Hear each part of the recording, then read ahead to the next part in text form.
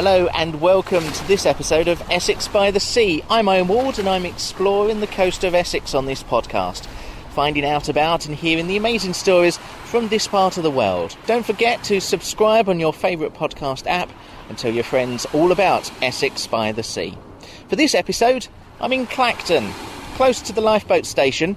Thousands of people will have visited this location over the years.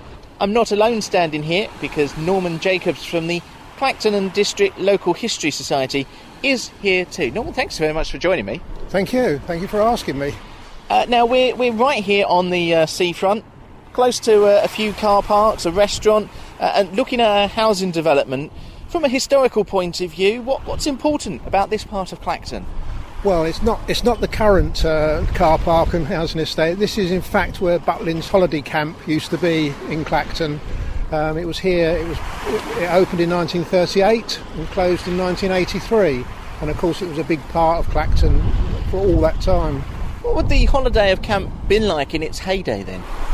At its height, it had 6,000 visitors here, and of course, typical of the holiday camp of the time, it had everything laid on there. You had your food, accommodation. There were shows in the theatre, lots of games and sports, and you didn't actually need to go off the camp to have a really good holiday. Everything was laid on for you, and people really, really enjoyed it, especially in the earlier days. I mean, when it was first opened in the 1930s, and then sort of into the 50s and perhaps early 60s, it was the place to go really. As time went on, it became a bit more. People didn't associate themselves so much. It was a bit sort of like being regimented.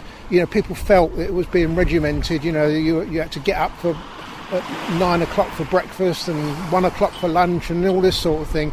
And of course with the 60s, with the sort of the way the 60s were, it sort of fell out of fashion a bit, and the numbers started to decline, people coming here. But during its heyday, I mean, it was really something special.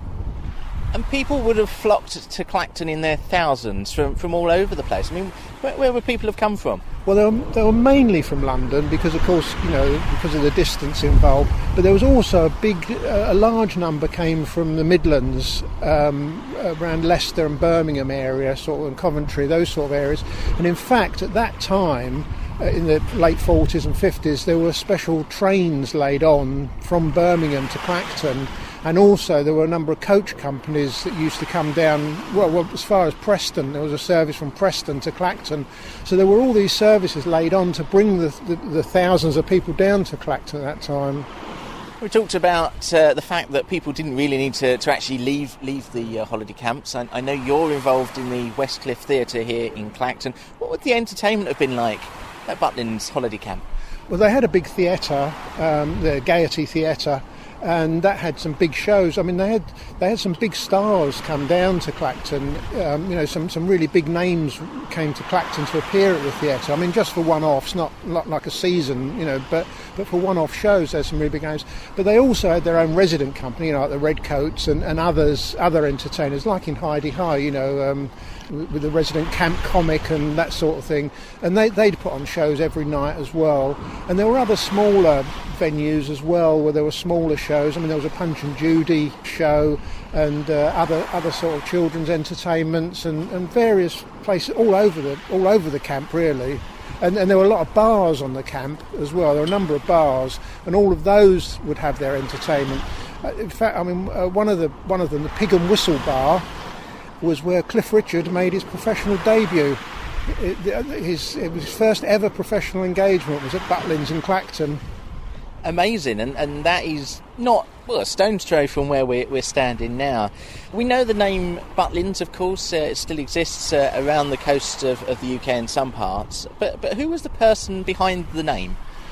Well, Billy Butlin was the person who founded the camps. He already had in the 1930s. He had a string of pleasure parks around the coast, all around the coast.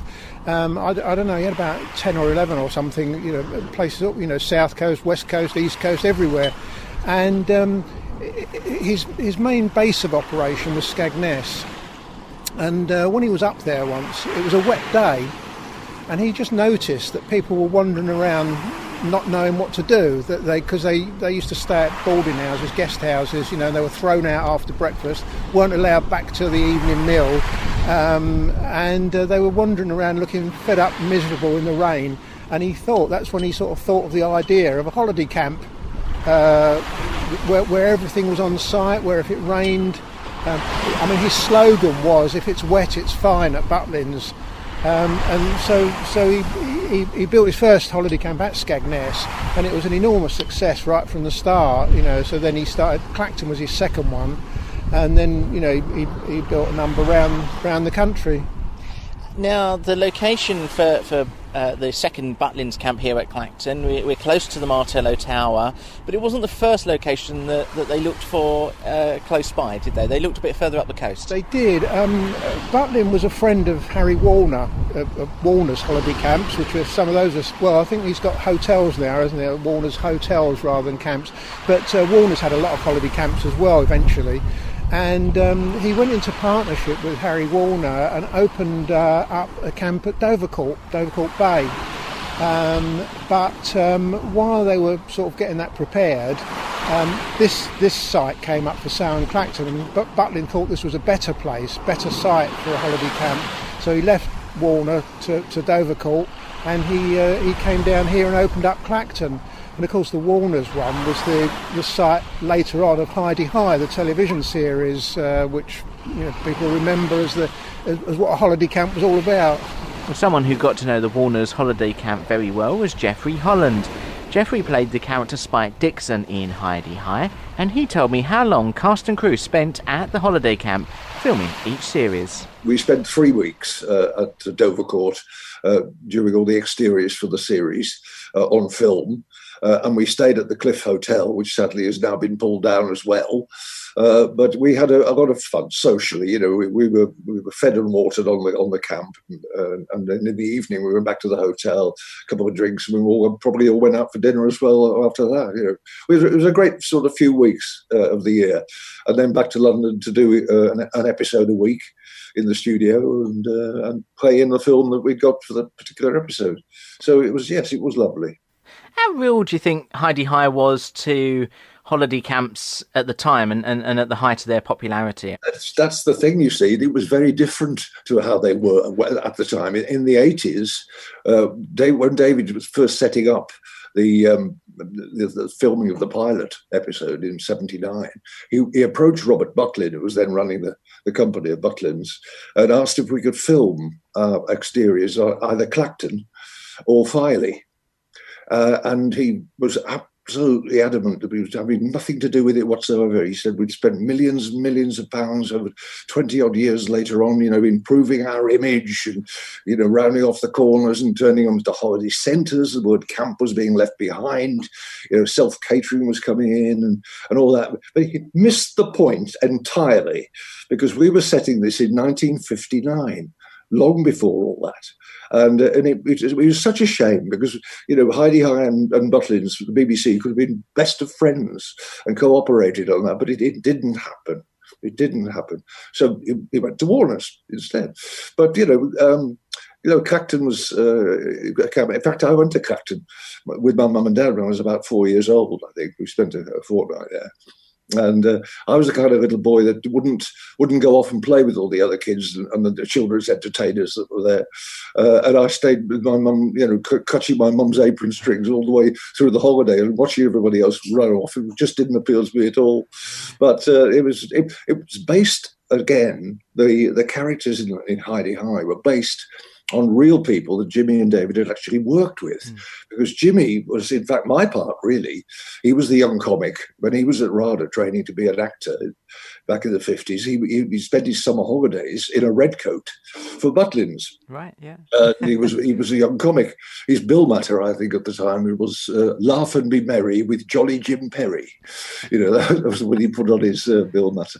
David Croft, of course, worked in the holiday camps too, when they used to produce plays. They used to put a potted version of a play on in their theatre, every week, and this would just run about an hour. And David used to produce all these. So they knew all these people. They'd been there and worked with them all. There was the children's entertainer, the little Punch and Judy man who couldn't stand children. He hated them. And there was the poor, ballroom dancing couple who hadn't won a cup since 1943, and the bent jockey who was looking after the horses because he'd lost his license from pulling a race, and they based all these characters on the real people that they knew. So that was what was authentic about it. And given that authenticity, I suppose it allows the audience then to build that connection up, because they're based on real life people, and the audience can then, in their own mind, go, "Oh yeah, I know someone who's a little bit like that." Yeah, that's right. That's right. Because they were real, genuinely based on authentic people. Well, back here in Clacton then, Norman, what happened to Butlins here? It's of course no longer situated just behind us here. Well, as I said, the numbers started to fall off, really. People come into the camp, and really, and also this whole idea, like happy campers and all being regimented and doing. I mean, it wasn't really like that, but that was the sort of impression that was given, So it put people off coming, really, and. What happened in the end really was that Butlins decided to have a makeover of their camps to bring them into line with modern thinking, really, and they decided to create what they called luxury holiday villages and holiday centres and that sort of thing, which was self-catering. You didn't have to go down for dinner at a particular time, you do it yourself, and there were lots of cafes and restaurants on the camp where you could go when you like, but also the whole idea of the chalets, was updated, and they were made en suite and all that sort of stuff, and of course that was going to cost a lot of money to upgrade the camps. So sadly, they decided that to pay for all this, something had to go, and what had to go were the two camps at Clacton and Filey in Yorkshire. There was another camp that closed at the same time, so they upgraded the others. Some of which are still around. Even some of the new ones have closed now as well. But that's what they did, and that was really what happened here. Norman, do you remember holidaying in holiday camps? I certainly do. Yes, it was my first ever holiday. We came down here as a family because I come from London originally, and we came down here on our first ever family holiday when I was 3 years old. My mum and dad and my brother and me. He was older than me. And that was how my sort of love affair with Clacton started, really. It was, we came back for the next 6 years, every year for the next 6 years, so I knew it really well. And it was a very important part of my childhood, coming down to Butlins for a holiday every year. You got one particular memory that sticks out for you? They used to have a club for young children called the Beavers Club, and the idea was that the aunties would take off the beavers, take them off the parents' hands, so the parents could go up and do what they wanted without the children, And I didn't like the idea of being parted from my parents when I was very young, but they thought it was a good idea, and they were doing this walk. It was a walk round sort of the area, organised by the aunties. But I just, as soon as we started, I sort of bunked off and went to try and find my parents. But they'd gone out. They weren't at the chalet. They'd gone out, and I sort of walked all the way along the seafront looking for them, and I couldn't find them. And I came back to the chalet, and I was in tears by this time. And my parents came back, of course. And my dad decided to cheer me up, and we looked at the programme for the day, and there was some event going on the Greenswall, the big play area they had. So he said, well, let's go and see that, cheer up. And as we were walking there, I got stung by a bee. So it wasn't my day. And unfortunately, in spite of the fact that I've got very, very happy days at Clacton, that is actually my biggest memory of a not very happy occasion. I'm sure there were many more happier days spent at Butlins here in Clacton. I'm sure. Yeah, well, there were. I mean, I think it was memorable because it was the only day that I didn't have a happy day. Every other day was happy here. Well, Norman, thank you ever so much for that, and thank you for joining us here on Essex by the Sea. Next time.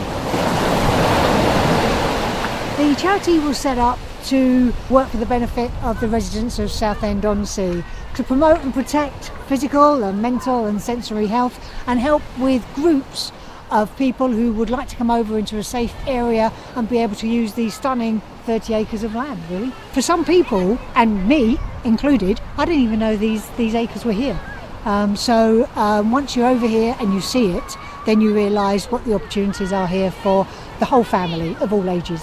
Well, look forward to that. So make sure you subscribe in the same place as you found this episode so that you don't miss it. An episode will land on the 1st and the 15th of each month. And please do share the social media posts about the podcast so that others can find out about the stories here on the Essex coast. Until next time, thanks for listening.